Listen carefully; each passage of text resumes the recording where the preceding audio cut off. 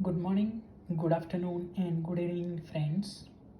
Today we are going to study the concept of star to delta transformation in electrical circuits. So, for that, we have a star connection on the left hand side and a delta connection on the right hand side. So, why it is called as star? Because of its shape. We have three resistances R1, R2, and R3. They are connected in star fashion. If you know Mercedes-Benz cars or Mercedes-Benz vehicles, they have this star shape, right? So these resistances are in star shape. That's why this is called as star connection. On the right hand side, we have a delta connection. Why this is called as delta connection? Because we know how the shape of delta is. Delta is basically a triangle. So we have resistances connected in triangle shape, which is R12 here, R23 across 2 and 3 terminals, and R31 across terminal 3 and 1.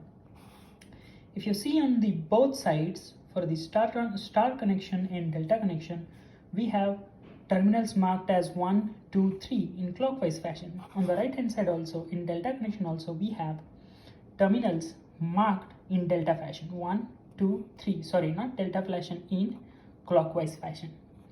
So if you understood till this point, then let's see how to find out or how to convert star to delta. Basically, it means in this problem we have these resistances given, which are connected in star, and we have to find out its equivalent delta transformation. So basically we have to find out R12, R23, and R31. How to find out that? So let's start with R12.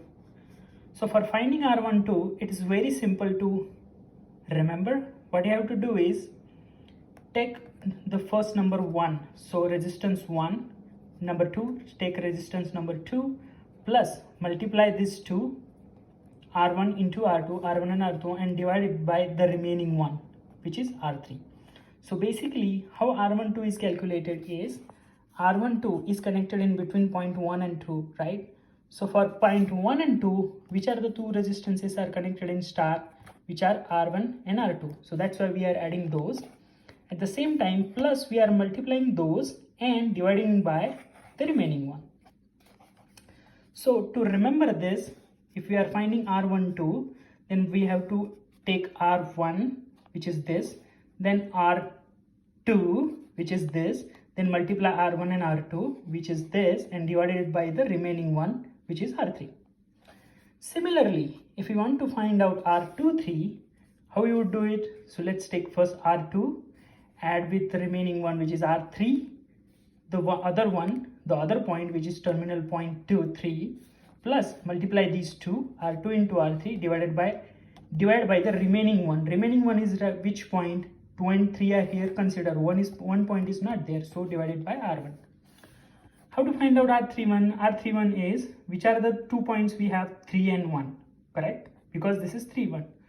So add R3 with R1 plus multiply whichever are present, whichever points are here, which are 3 and 1, right?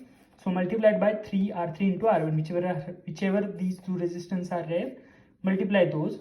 And R3 and 1, which point is not present? Which is 2. So that's why divided by R2. So it is very simple to remember also. So I hope you understood the concept of star to delta conversion or star to delta transformation. Please let me know if you didn't understand any part of this lecture, and I will try to solve it or try to comment in the comment section. Thank you and have a great day.